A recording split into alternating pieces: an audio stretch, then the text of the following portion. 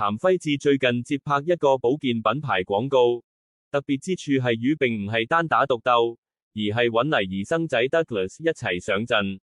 片場氣氛輕鬆，兩人亦非常互動自然，最重要係 Douglas 竟毫無怯場，說話流暢，表情到位，令導演大讚有潛質。譚輝智笑言自己反而壓力更大，因為小朋友表現太搶眼，搞到與呢位舞台老手都要加倍努力，怕被搶飯碗。其實廣告商睇中嘅係 Douglas， 我係附屬產品嚟，作用就係車佢嚟。拍攝過程中，兩人仲跳起舞，默契十足。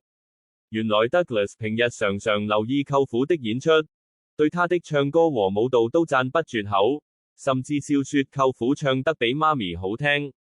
輝智聽到後大笑，並自嘲：你知我點解唔帶自己仔女嚟啦？